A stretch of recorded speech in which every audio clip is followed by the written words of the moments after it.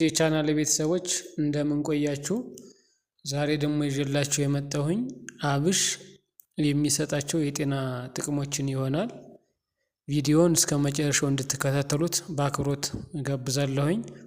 ለቻናሉ አዲስ የሆናችሁ ደግሞ ቻናሉን ሰብስክራይብ በማድረግ እንድትጀምሩ ስል በድጋሚ በትህትና እጠይቃለሁ። ቪዲዮውን እስከ መጨረሻው እዩት። አብሽ ለጤና ምን ያህል ጠቃሚ እንደሆነ እንግዲህ የምናይ ይሆናል።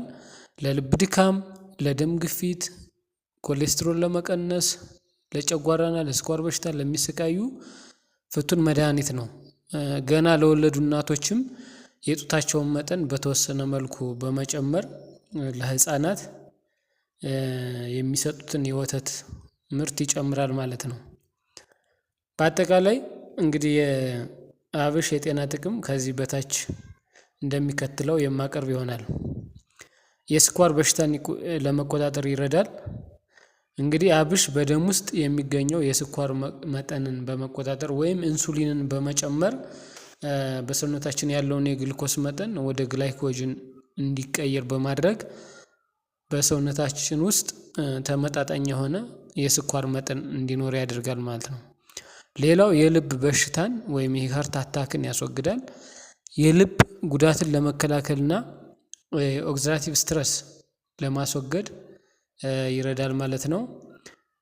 የወር አበባ ቁርጥማትን በወር አበባ ጊዜ እንግዲህ ቁርጥማት ወይም መቁረጥ ስሜት አብዶሚናል ክራምፕ ይኖራል፣ ያንን ያስወግዳል ማለት ነው። አብሽ ከቁርጥማት በተጨማሪ እንደነ ራስ ምታት፣ ማቅለሽለሽና ድካምን ለመቀነስም ይረዳል። ሌላው ቅድም እንዳልነው የጡት ወተት ምርትን ያሻሽላል ወይም ሚልክ ፕሮዳክሽንን በመጨመር አብሽ እንግዲህ ልዩ ጠቀሜታ አለው ማለት ነው። አብሽ ፋይቶ ኤስትሮጅን የተባለ የወተት ምርትን የሚጨምር ውህድ ስላለው ለሚያጠቡ እናቶች ይረዳል ማለት ነው።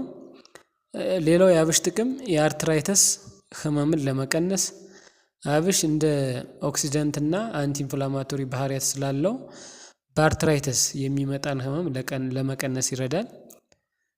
ሌላው የአብሽ ጥቅም የምግብ መፈጨት ችግርን ይረዳል።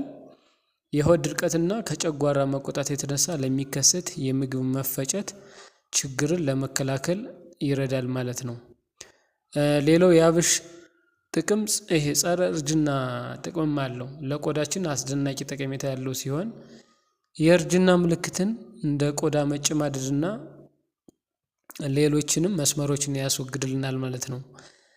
ሌላው የአብሽ ጥቅም ብግርን ለመፈወስ፣ አብሽ እንግዲህ አንቲ ኢንፍላማቶሪ እና ጸረ ባክቴሪያት ባህሪያት ስላሉት ብግርን ለመከላከል ይጠቅመናል ማለት ነው።